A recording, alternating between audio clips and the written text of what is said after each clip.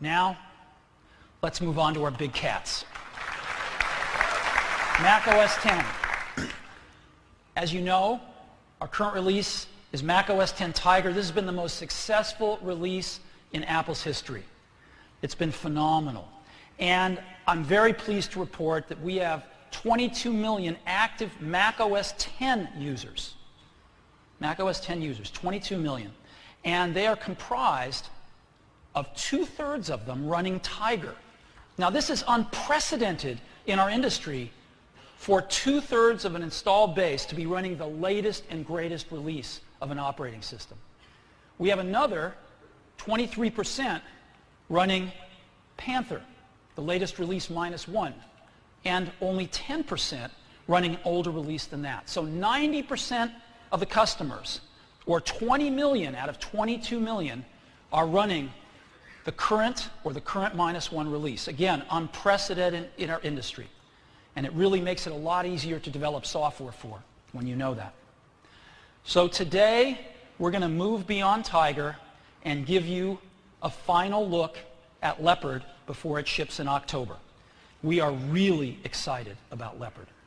We think with Tiger, we're already ahead of the competition, and we think Leopard is just going to set an even higher bar. Our last major release was Tiger on Intel in January 2006. And we're going to ship Leopard in October. That's 21 months after Tiger on Intel. Leopard is the 6th major release of OS X. It's got 300 new features. And this morning, I get to show you 10 of them. So let's get started. Leopard. Feature number 1 is one we haven't shown before, and that is Leopard has a new desktop. So what's it look like? It looks something like this. This is the new Leopard desktop. And that's Tiger. That's Leopard. Now, we're not having the usual blue pattern, because what we found out is that nobody uses it. Everybody puts their own digital photos on things now.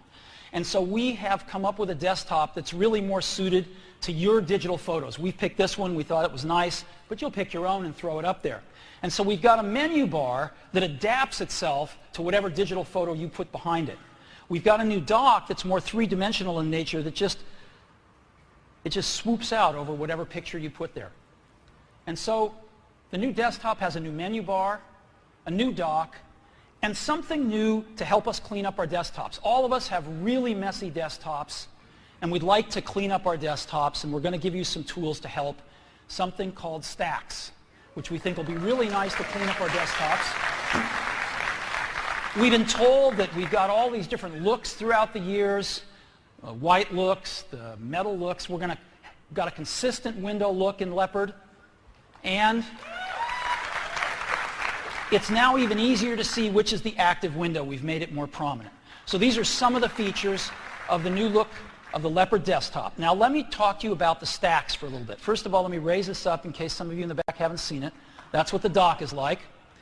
And let me focus in on stacks. Stacks are simply folders in the dock that allow you rapid access to their contents, right? And so these are 2 stacks right here, and you just go click on them, and boom, they show you their contents, and you can get at them instantly. You can view them as a fan here, or you can also view them as a grid, whichever you like. So this is an instant way to get at the contents of folders. You can put in whatever folders you want. Let me zoom in on that a little bit more. And again, you see what it's like. Just click it and it pops up. You can click any document to run it.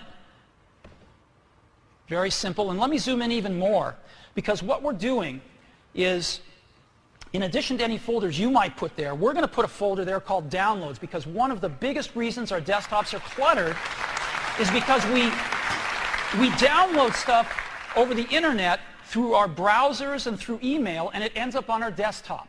we're redirecting those things to a simple downloads folder, and we're putting that downloads folder as a stack in the dock. And so when you download something, it looks like this until it downloads, and it puts it right on the front of the stack so you can get it very easily and do whatever you want to do with it.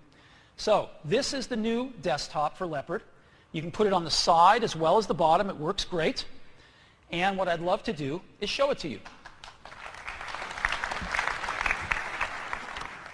So here we are. You can see the menu up here, right? And you can see the dock. I'm going to grab Safari, and just to show you, again, the dock, you can see the reflections of the icons. You can also see the reflections of various things on it. It's kind of nice. And I'm going to go and show you what stacks are like. Now, I've got a few stacks over here. I've got one for some demos I'm going to run a little later on. I've got one for movies and vacation, threw some applications in there and download. So let me just go into movies. And again, here's what stacks look like. And if I want to play a movie, I can just go play a movie. It's that simple.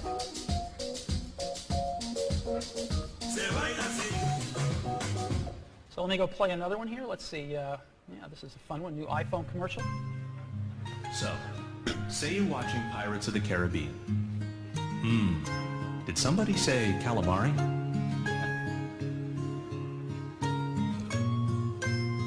I assume you've seen that.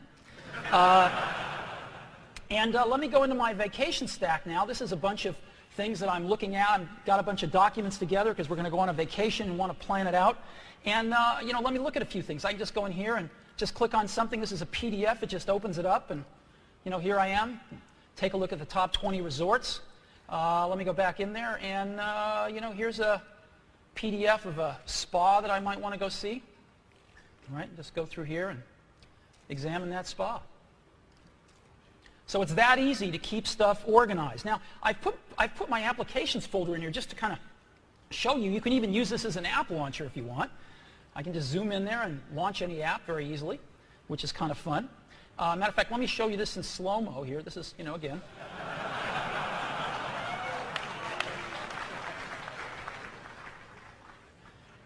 And of course, all these features use core animation, which we'll talk about in a few minutes, to make it very, very easy. So let me show you the download stack. I'm just going to open Safari here, and I'm going to go to a site, Disneyland Paris, because I might want to take my family there on a vacation. And here's a PDF that I'm looking at on my browser for Disneyland Paris, the most fun place in the world, I'm sure. And so I want to download this. That's great. Well, we've added an affordance now in Safari, which is just an easy way to download. And you push this thing right here, and it's just going to download it, downloads it into my download stack, and there it is. And so now when I go to my download stack, boom, there is my PDF of Disneyland Paris. Right? There it is right there.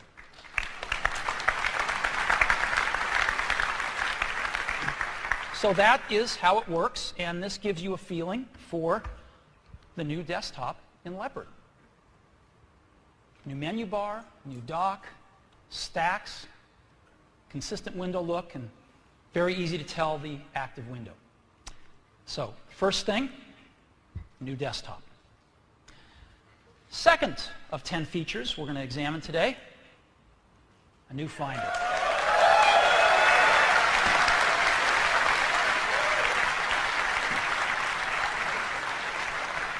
So we've got a new Finder in Leopard. It's got a new sidebar. It's really cleaned up, much nicer, much more powerful. With Spotlight, you can search your Mac. Now you can search other Macs and servers with Spotlight right in the Finder. You've always been able to share files, but it's never been easy from a user interface point of view. It's now really easy to browse and share files with other computers on a local net, such as all the computers at your house, all the computers at your office. And if you are a subscriber to .Mac, we have this really cool feature called Back to My Mac that allows you to browse your other computers and share files with them even when they're not on the same local net. You can do it over the internet at vast distances. And we'll show you how that works in just a minute. It's a very cool new feature. And to the new Finder in Leopard, we've added something called Cover Flow. that hundreds of millions of people already know how to use, and it turns out it's amazingly cool. So, let me just show you a few things in slides here. This is the new Finder, and as you know, we've had some buttons up at the top to pick our view. We've added a fourth button for cover flow, and so we can be looking at our icons, an icon view here. You can see we've jazzed up some of the PDF ones and things like that. You can look at things in list view, you can look at things in our famous column view, and now you can look at the same things in cover flow. All your documents, it turns out to be incredibly useful. So that is the new view cover flow. Now let me focus on the sidebar over here. New sidebar for Leopard. It's much cleaner. You can close things when you're not interested in them.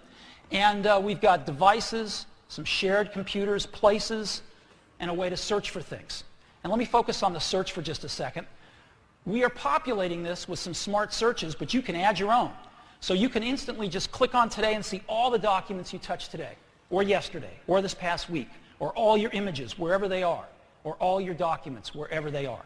It's really easy to find stuff. And again, you can add your own smart folders right there. Now let me go ahead and open Shared. And what we'll see is that we've got some computers around our house, the home iMac, the kids' iMac, a MacBook, and I can, again, browse and share files with these just by clicking on that and going into them as if they were right on my own computer. And if I'm a .Mac subscriber, I can click on that tower in the office and go browse it as well. Now, how does that work? How does this back to my Mac thing actually work? It's really simple, actually, in concept.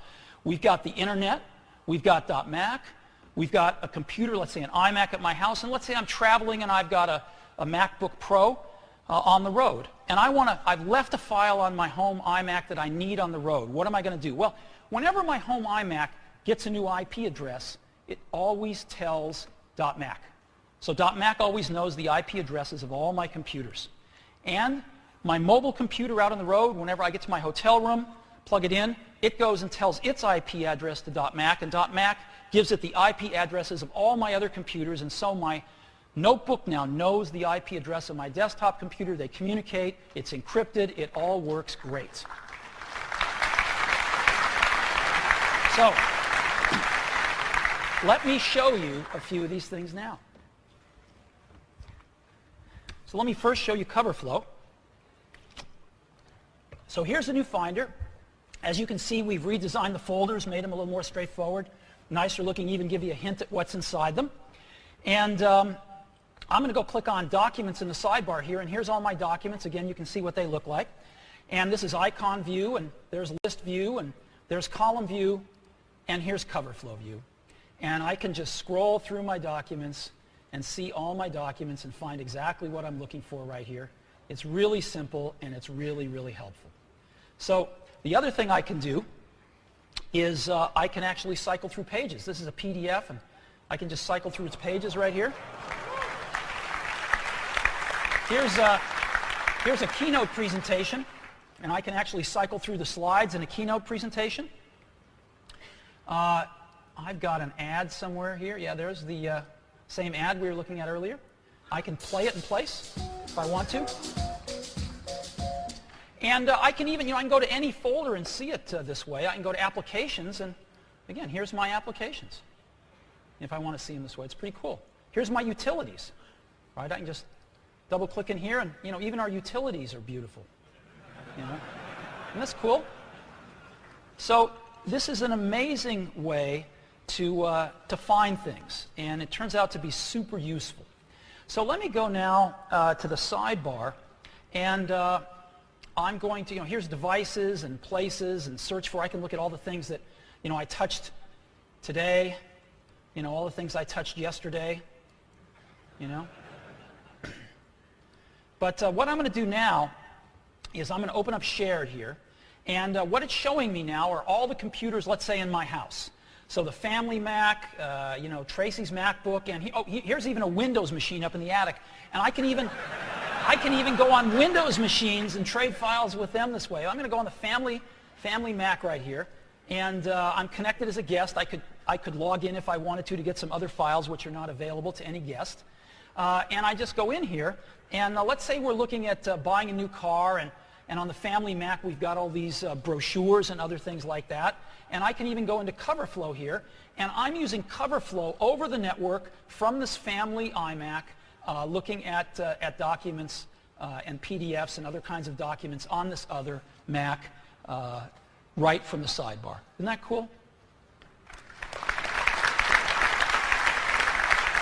So CoverFlow over the network. Now what I'm going to do is I want to show you the back to my Mac stuff. And so I'm going to go up in Preferences here, and I'm going to choose .Mac right here.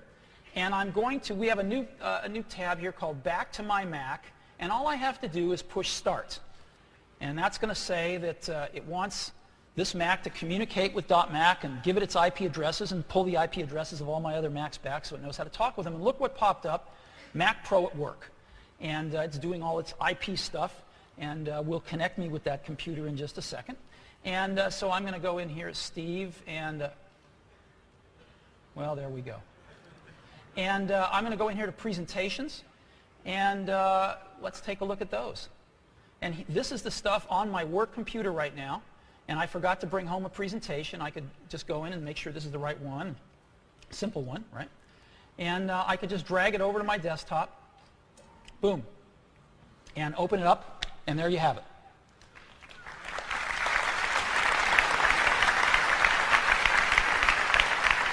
Now, I'm going to go up here into Spotlight, and we've got a child that's nearing college age, and we're looking at colleges, going to try to get him into school. We've got, again, a bunch of documents there, and I'm going to go search for that on my computer, college, and I can't find it anywhere. It must not be on my Mac. It's probably on one of the shared Macs, so I push Shared. It's just done a search on all the other shared Macs, and it's found it on the family Mac under School Planning, and here are all those documents having to do with college. They're on the other Mac, and I could just open up one just by double-clicking on it and take a look, in this case, at UC Berkeley. And this is, again, all over the net, Spotlight, searching other computers, finding me exactly what I want, even if it's not on my own computer. So that gives you a feel for the new Finder in Leopard.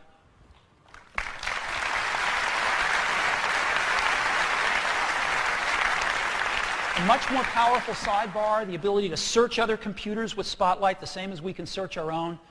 Easily share with other computers, even those that are at far distances if you're a .Mac subscriber, and CoverFlow built right into the Finder.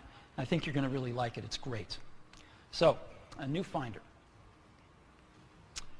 Number 3, we call it Quick Look. Quick Look's great. Quick Look lets you instantly preview files without opening applications. All right, you want to see what's in a file. You don't want an open application. You just want to check it out. It works with, of course, all the popular file types: text, images, movies, PDFs, Word documents, Excel documents. And if you've got a document type that it doesn't work with, it's a plug-in model, you can easily add it, and you get full screen preview. So you're sitting here in the Finder. You want to make sure that's the PDF that you're looking for. Boom, you can take a look at it. That's it. And let me go ahead and show this to you. So we're going to go back to the Finder. I'm going to go into Documents right here, and I'm going to pick this. I've got this PDF here right at the beginning. Let's use that one, I guess. And all I do is hit the space bar, and boom, there it is. And I am now looking through my PDF, right? Without launching a viewer app or anything else. Boom, boom, boom. Keynote presentation. Boom, there it is. And I can just click through the slides, make sure this is what I want. Boom, there it goes.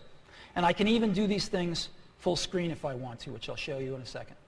Let's see, there's an Excel document. Yeah, there it is right there.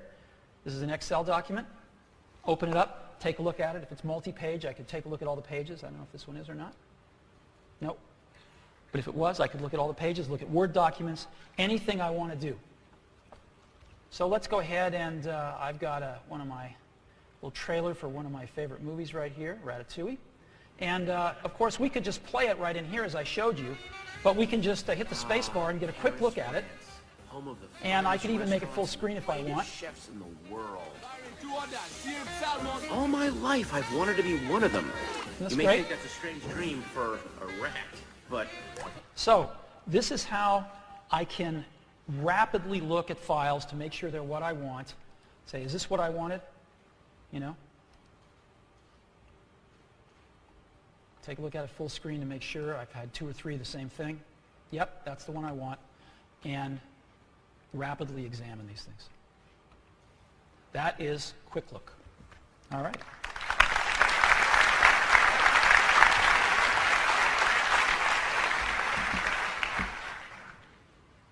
So a great companion to the Finder, to other applications in Leopard.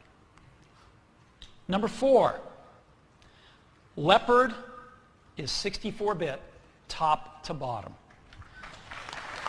Not only does it have the 64-bit underpinnings in Unix, but we've taken them all the way up through Cocoa. And so Leopard really will be the first time that 64-bit goes mainstream in the PC world. Again, all the way up through Cocoa, and one version of Leopard runs 32-bit and 64-bit apps side by side, optimized for each. We do not have a 32-bit version of Leopard and a separate 64-bit version of Leopard. It's one version. So if you write a 64-bit app, you can be guaranteed it will run on every version of every copy of Leopard out there. And that's why this is going to be the first time that 64-bit goes mainstream, because you can be guaranteed that 64-bit apps run on every copy of Leopard out there. And it's very, very cool. So let me show it to you now. We've got an app that we've written. It's sort of a little shootout between 32 bits and 64 bits. And so what we have is we've got a 32-bit version and a 64-bit version of the same app. And this app is going to load in a giant photograph. See, we've got our 32-bit app on the left and our 64-bit app on the right, and they're loading in a Library of Congress photograph, which is 4 gigabytes in size. It's 32K by 32K pixels, over 1 billion pixels, and it cannot, the 32-bit app cannot keep this whole thing in memory at once, so it's going to have to be going to the disk to perform operations on it, is where the 64-bit version of the app can, and we're going to see the difference. So I've got my photograph here, and let me just zoom in on this just to show you that how dense this photograph is, right? This is a very dense photograph, very large, a lot of pixels here. So what we're going to do is I've taken this photograph, and it's not quite right, the white balance isn't right, and we can run a few filters on it and clean it up. And so I'm going to go ahead and do that right now. And you can see the CPU and disk usage here, and you can see how fast, how much faster the 64-bit version is running.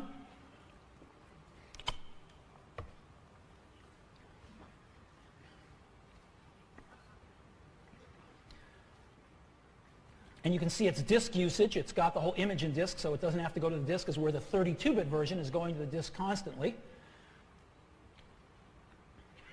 And so we're done in 28.48 seconds. Let me just show you that it actually touched every pixel inside here, cleaned up all the books.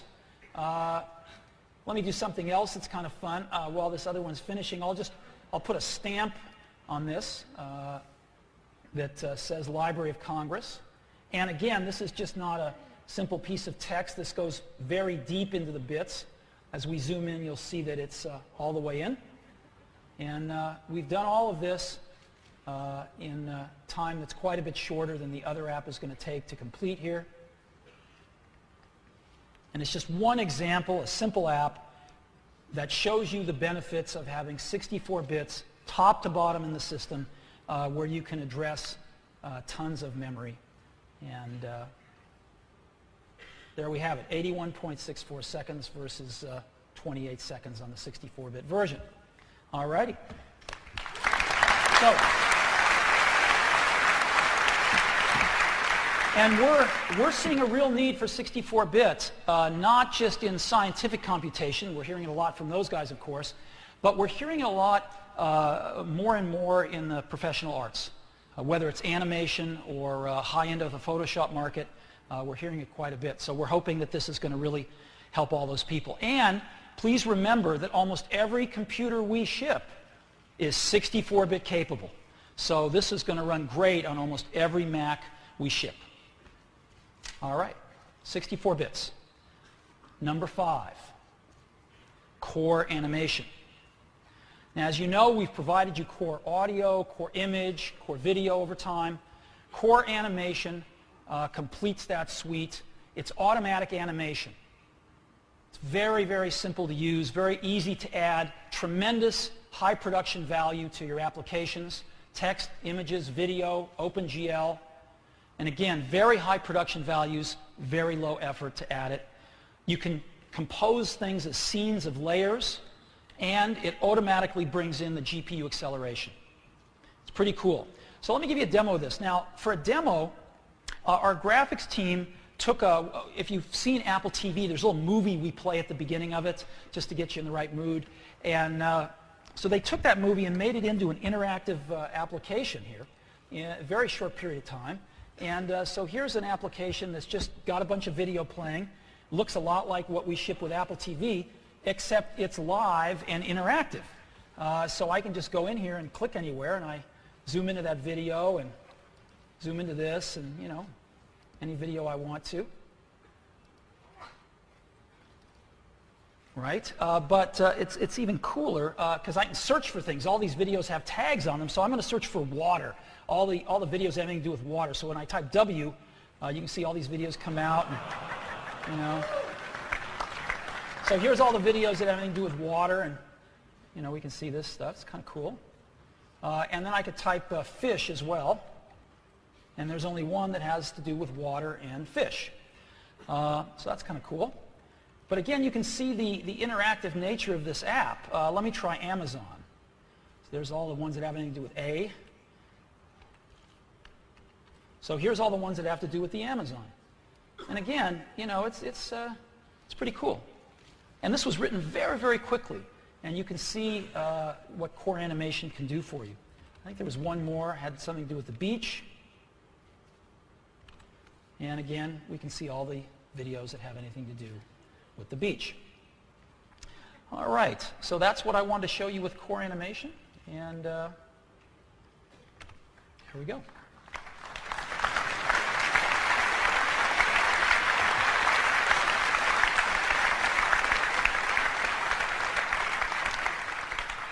I don't know how long our graphics group took to create that, but it wasn't very long.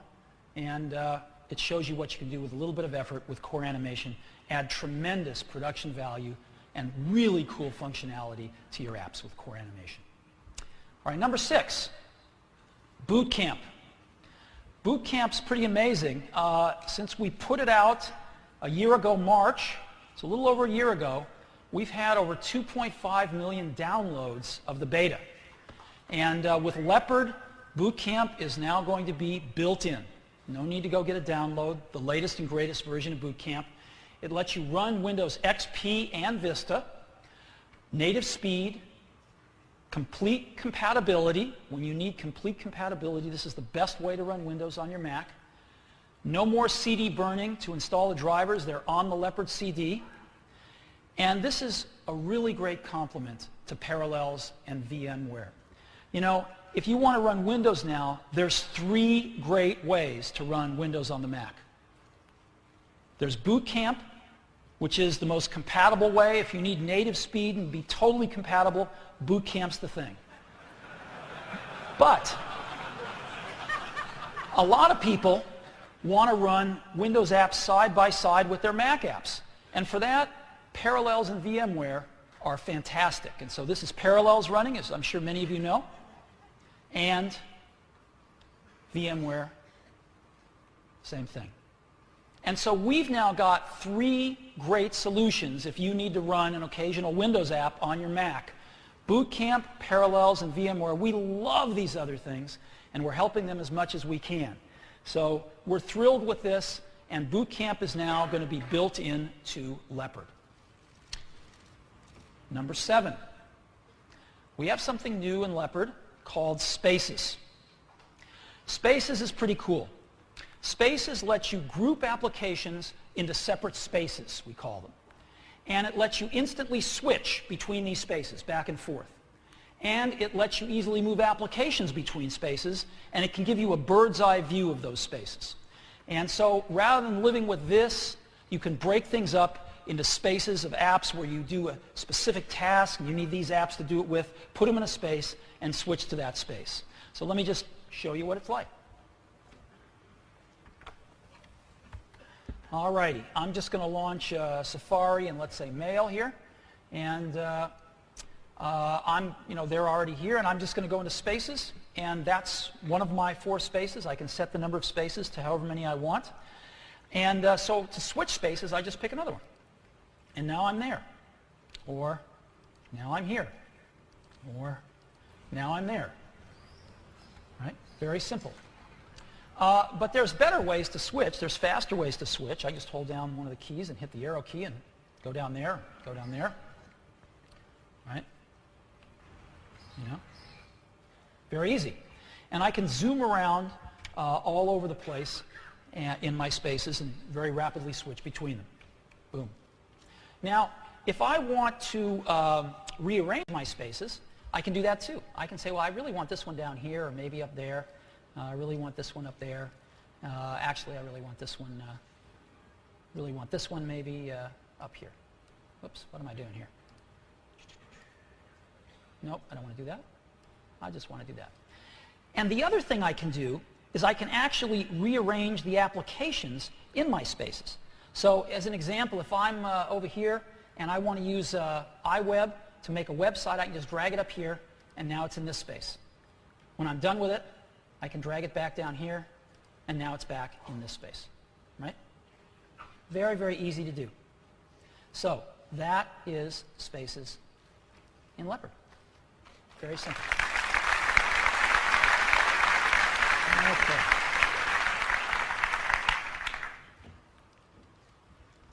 Very easy to use. Lets me organize my work life.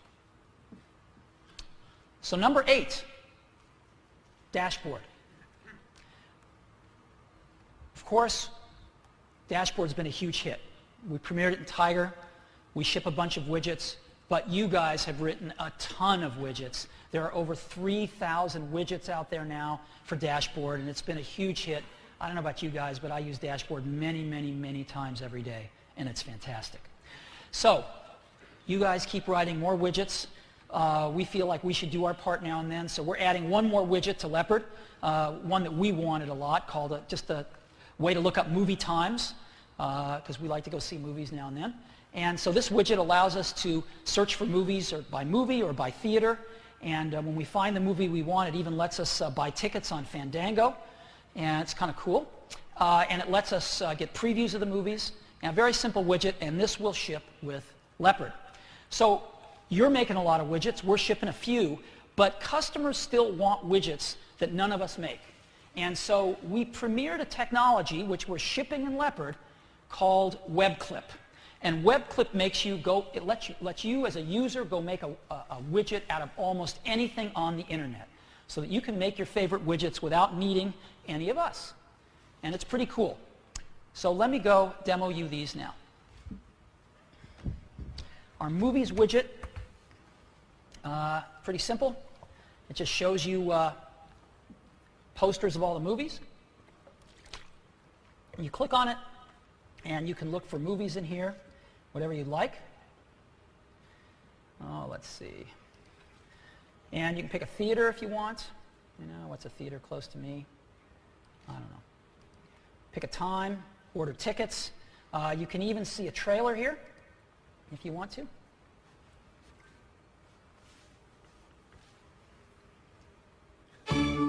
Allison, Jack and I need to see you in his office.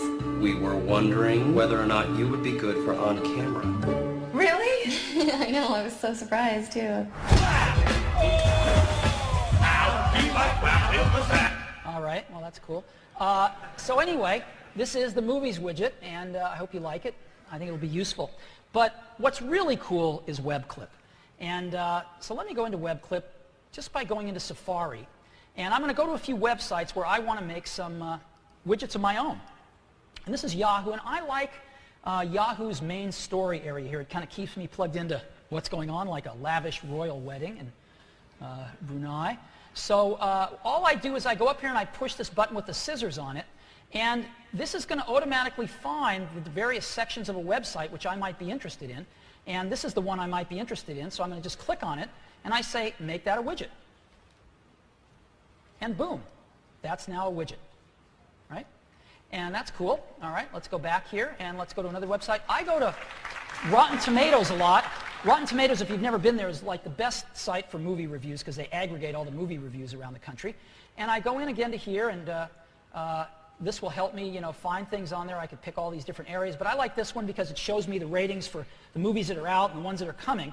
And so I'm going to click on that and say, okay, I want to make that a widget. And there it is creating the widget right now. And these things are just going to constantly stay up to date. And here's another widget that I've got. So let's go make another one. Dilbert. I might like Dilbert a lot. And you can imagine what I might like to do. Just go in here and go down here and pick this and say, let's make a widget. And let me go back, and I've got a few more here. Oh, Google Trends. These are the keywords that people search on the most at Google. It's kind of cool. And so I could go in here and pick any one of these. So I'm going to pick this, but I don't want the top 25. I really just want the top 10, so I'll just raise this up to there and say make a widget out of that. These are the 10 most searched words on Google at any time, and they'll update automatically. And maybe one more. National Geographic runs a photo of the day. It's usually pretty cool, so I might want to see that. And, I could, again, pick any of these things, but I'm going to pick the photo of the day and make a widget out of that. And so there we are. And now I can go back and I can take my widgets here, and I can flip this around, and I can maybe put a picture frame on this one. And there's my National Geographic photo, and I can, it's a comic strip, so I'll put a little torn edge on that one. There's my comic strip. This is, so maybe I'll put this on the Google top search words, and maybe I'll put this picture frame here on my box office, and you can just see what you can do here. We'll put this on Yahoo there. So here we go. That gets in the way. Maybe we'll just do something simple. And these are all live. I can go to entertainment here. I can go to sports. I can go pick one of these stories here. Whatever I want to do, and all these widgets are going to update automatically, and this is WebClip. You can make your own widgets from anywhere on the web you want, and they're always going to stay up to date. All righty.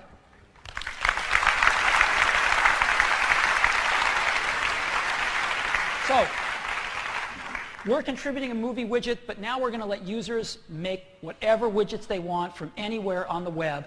And we want you guys to keep making more widgets too, because your 3,000 widgets are phenomenal. And for those of you who are not using Dash Code ships in every copy of Leopard. And so you can use Dash Code. It's our amazing tool that lets you create widgets in a fraction of the time. And if you're not using it, I'd strongly suggest you do. So 3 really cool things happening in Leopard about widgets and dashboard. Number 9, iChat. Let's talk about iChat. We have gotten so much feedback about video conferencing. It's incredibly heartening.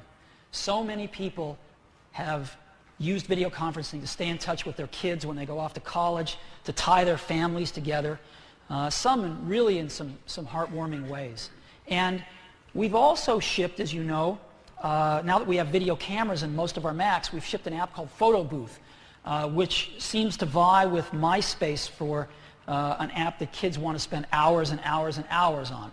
And so we're going to bring some of that fun over to iChat as well. First of all, we've got better audio quality with a new AAC codec called Low Delay. Tab chats, which has been a big request. Photo booth effects now in iChat. iChat Theater, which we think will be very, very cool. And as well as backdrops. So you're all familiar with, of course, what it means to have tab chats. It really cleans up your desktop when you're on multiple chats. You can imagine what photo booth effects are going to look like. iChat Theater, instead of having a multi-party conference, it lets you actually take applications like iPhoto and others and put them right on the screen. You can even expand it to full screen to show off your latest photos or even keynote slideshows. And so let me give you a feel for what this is like for iChat. So what I'm going to do is just launch iChat here. I don't have a lot of buddies, just Phil. And so I'm going to see if he wants to to video chat with me here. Hi, Phil. Hey, Steve. How you doing? I'm doing pretty good. How's the keynote going? I'll tell you in half an hour or so. But why don't, can you help me show everybody what iChat's like in Leopard? Oh, there's a lot of great features, sure. Well, let me start with iChat Theater. We're in the middle of an iChat right now, and while we're having this iChat, I can show you all different kinds of things. So for example, maybe I have a slideshow I created of a recent vacation, so I go to iPhoto, and I hit play, and it starts playing right in iChat, so I can show you my photos. Very cool. I'm going to go into full screen here so we can just see in full screen. Look at that.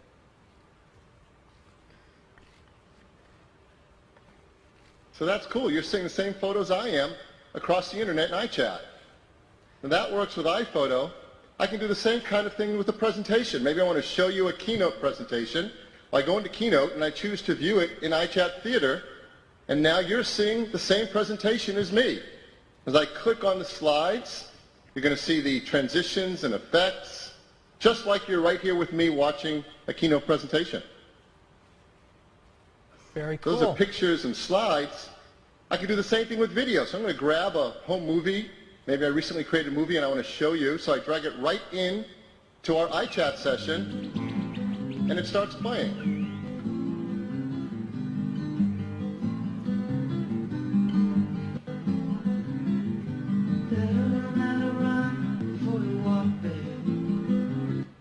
So that's cool.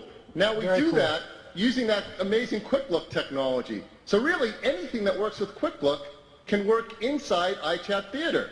So for example, I can go and quick look on my machine a PDF document, and there's a button to send it right to you in iChat Theater. And now we're looking at a PDF together. Wow. And it works with all the Quick Look types of documents that have plugins. Yeah, isn't that cool?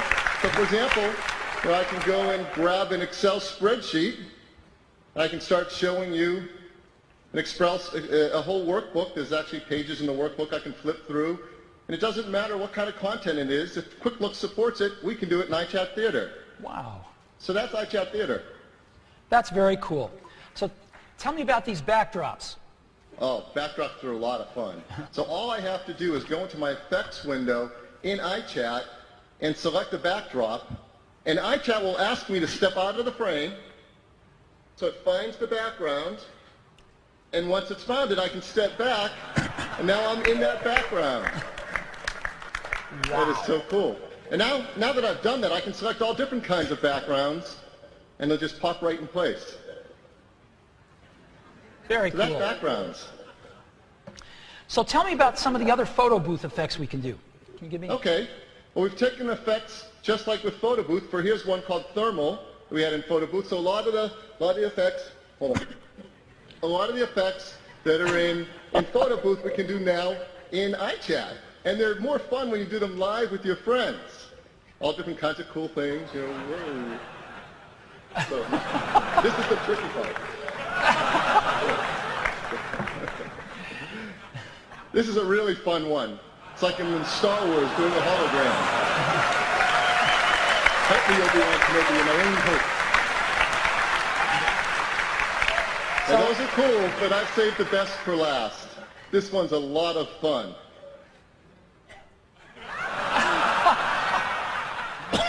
So, this is taking a photo with an alpha channel mask for the mouth.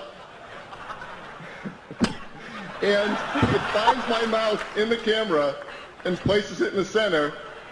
And if I'm actually a little slow, it'll actually do some color balancing as well and try to get me to look just like our first president, George Washington.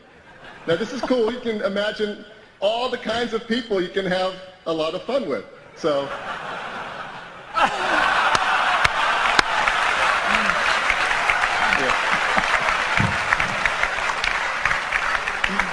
I love my Mac. Okay. So I will push it. I can have a lot of fun with this. Thank you, Phil. You're welcome. See you. Bye-bye. Bye, everyone.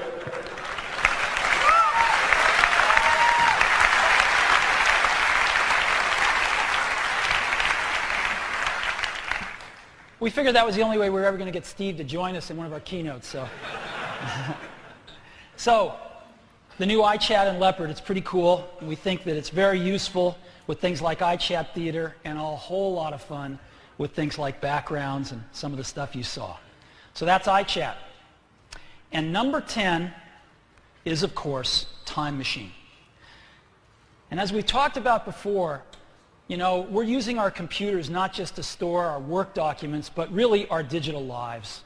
We've got things on our computers now that used to be in our precious shoeboxes, would never get lost. But if you lose these things now, if you just lose one precious photograph, you're going to be really bummed. Imagine if you lost your whole library of photographs.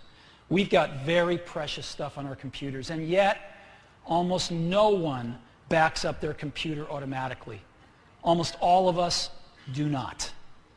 And so we are just walking time bombs waiting to happen in terms of having something go wrong and misplacing some information, mistakenly deleting it, or worse. And this is what Time Machine is all about.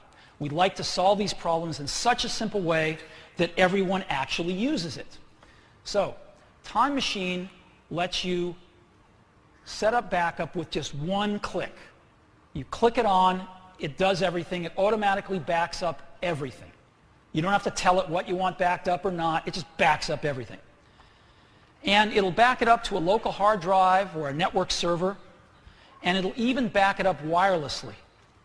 And so you can hang a hard drive off of your Mac if you want to, or you can go get an Airport Extreme base station and plug a drive into it and do it wirelessly. And as a matter of fact, all the Macs in your house can share one base station and a drive if you get a bigger drive to back up all the Macs in your house wirelessly on one drive, all completely automatically. So that handles the backup. What happens if something goes wrong and you need to go find a file? Well, Time Machine now lets you search back in time for lost files using Spotlight Search. Back in time. And you can preview files you find and make sure they're the right ones with Quick Look. And if they are, you can restore them with one click, and you can even restore your entire Mac. And we've got this great user interface that lets you go back in time and find things now, even with Quick Look. And so let me show that to you. So I'm going to, again, open my Finder, and I'm going to search for a really important presentation that I was making on architecture. And, oh my God, it's not there. This should have been there. And so I'm freaking out right now. Where did it go? And so I'm going to activate Time Machine just by clicking on this icon. And there it is. And what I can do, it's still, you see, it still has architecture in the search field. And matter of fact, it has architecture in every search field back through time. And to go back and search through time, all I have to do is push this arrow, and it's now searching through time until Spotlight finds stuff having to do with architecture. And there it is. And so I can now, this is the presentation I think I was looking for, and here's all my support materials. So I obviously must have thrown out a folder mistakenly.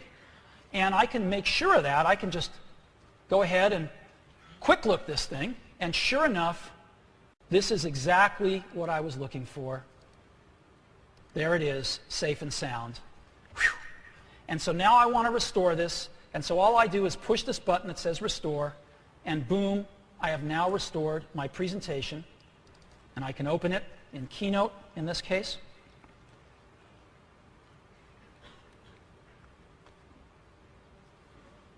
Boom, there it is. I found my presentation. I've saved the day with Time Machine. All right.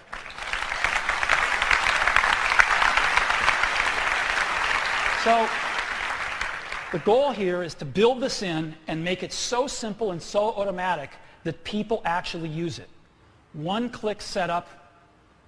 Just hang a inexpensive drive, USB FireWire on your Mac, or get an Airport Extreme base station, wirelessly back up all the Macs in your house, and if you lose something, it's really easy to search back in time and find it, preview it with Quick Look, and then restore it with just one click. We think this is really important, And that's why we're building it into Leopard, and that is Time Machine. Okay, so this is 10 things out of Leopard that we want to give you a little look at today. A new Finder, Quick Look, 64-bit top to bottom, core animation, boot camp built in, spaces, dashboard, extended iChat, and now Time Machine, and all of this with a whole new desktop. These are just 10 of the over 300 features in Leopard, and we think you're really going to love it. So, Mac OS X Leopard, you're getting a copy today. Leopard Development Preview. After the keynote today, just walk downstairs to the registration desk and pick up your copy this morning. We want to get it in your hands, have you start testing it, giving us lots of feedback, because we intend to ship this in October. Now, we've got a basic version, which is going to cost $129. We've got a premium version, which is going to cost $129. We have a business version, which is going to cost $129. We have an enterprise version. It's going to cost $129. And we have the ultimate version. We're throwing everything into it. It's $129. So we think most people will buy the ultimate version. Seriously, we have just one version of Leopard. It's got everything in it, and it costs $129. And we just couldn't be happier. So, Mac OS X Leopard. And we hope you love it as much as we do. So, there you have it.